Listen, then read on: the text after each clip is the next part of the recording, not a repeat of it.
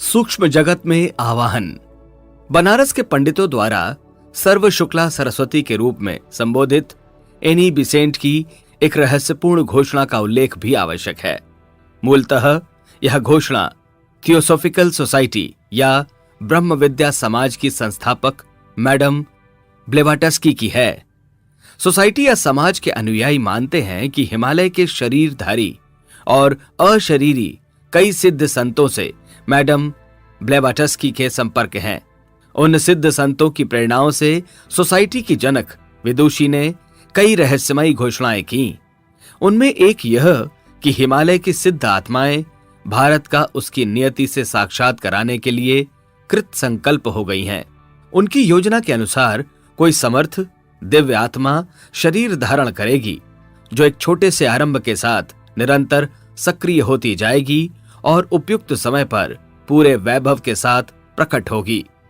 Madam ब्लेवाटस्की के सहयोगी colonel ऑलकाट का निरूपण था कि बोधिसत्व भगवान बुद्ध का अवतार का एक अवतरण इन्हीं दिनों होना है और उपयुक्त समय पर वे प्रकट होंगे। उनके जन्म लेने योग्य परिस्थितियां नहीं बनी तो हो सकता है वे किसी शरीर को चुन लें, उस शरीर के माध्यम से अपना काम करेंगे। एनी बिसेंट की अनुभूति कुछ अलग ही तरह की थी।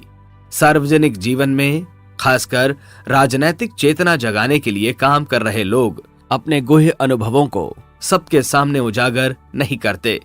सार्वजनिक रूप से कहने पर विशिष्ट राजनैतिकों को अपनी छवि का संकोच होता है। एनी बिसेंट मूलतः आध्यात्मिक महिला थी। उन्हें जैसा अनुभव हुआ कह दिया। ऑस्ट्रेलिया में कुछ साधकों को एक ध्यान प्रयोग समझाते हुए उन्होंने बताया कि यह प्रयोग सूक्ष्म जगत के संपर्क में ले जाता है। दिव्य और सिद्ध आत्माओं का सानिध्य मिलता है।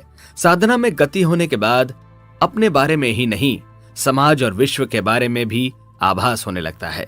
ऐसे ही प्रयोग में गुजरते हुए उन्होंने अनुभव किया था कि 1911 में एक ऐसे शिशु का जन्म होगा जिसकी सूक्ष्म जगत में देर से प्रतीक्षा की जा रही है। वह शिशु सामान्य शिशुओं की तरह पलेगा, बढ़ेगा और धीरे धीरे सक्रिय होगा। जैसे जैसे वह सक्रिय होता जाएगा वैसे वैसे सनातन धर्म पर छाए बादल छटने लगेंगे। वह अपने उज्जवल प्रखर रूप में प्रकट होगा। शिविर में कर्नल ऑलकाट के विद्यार्थी और थियोसॉफी के पारंपरिक साहित्य का अध्ययन करने वाले साधक भी थे। उनमें से एक ने जिज्ञासा की कि महात्माओं ने तो कहा है कि बोधिसत्व अपने लक्षणों के साथ प्रकट होंगे। वे लक्षण पहले से ही निर्धारित हैं। उन्हीं के आधार पर तथागत के नए अवतार की पहचान की जाएगी। आपकी बात उनसे अलग तरह की है, क्यों? यह पूछने पर एनी बिसेंट ने कहा था कि मैं ध्यान की अवस्था में हुआ अनुभव बता रही थी। अन्य महानुभावों की बातों का खंडन करना उद्देश्य नहीं है। कहीं कोई विरोध दिखाई देता है तो यह अर्थ नहीं है कि सत्य अलग अलग है। एक ही सत्य अपनी स्थिति और दृष्टि के कारण भिन्न पहलुओं में दिखाई देता है। एनी बिसेंट ने अपने अनुभव को बाद में भी कुछ अवसरों पर कहा। यह चर्चा साधकों के बीच ही हुई। बोधिसत्व को मानवीय कलेवर में उतारने, नए अवतार की प्रतीक्षा करने, कई लोगों द्वारा अपने आप को भगवान घोषित करने और कुछ अन्य कारणों में कतिपय विलक्षणताएं दिखाई देने के बाद उन्हें साक्षात ईश्वर घोषित करने के प्रसंग भी आए। एनी बिसेंट की घोषणा इन सब से अलग थी। वे किसी चमत्कार की घोषणा नहीं कर रही थीं, न ही राम और कृष्ण की लीलाओं के काव्यात्मक वर्णनों की उसी रूप में पुनरावृत्ति होने की बात कह रही थी। उनकी घोषणा यह थी कि बताए गए वर्ष में जन्म लेने वाले एक शिशु का व्यक्तित्व इतना प्रखर और तेजस्वी होकर उभरेगा कि लाखों करोड़ों लोगों के आध्यात्मिक जीवन में नई आशा का संचार हो सकेगा। उस शिशु का जन्म कहाँ होगा? पारिवारिक पृष्ठभूमि क्या होगी? किस तिथि नक्षत्र में वह जन्म लेगा? इन बातों का उन्होंने कोई जिक्र नहीं किया। एनी बिसेंट का संकेत तात्कालिक और आश्वासन मात्र था। इसके पीछे निकट भविष्य में कोई बहुत बड़ा चमत्कार होने की भविष्यवाणी कर लोगों को निश्चिंत हो जाने का संदेश देने का उद्देश्य कतई नहीं था। एनी बिसेंट ने सन 1911 में वाराणसी की ही एक कक्षा में स्पष्ट किया था। संभवतः वह बसंत पंचमी का दिन था।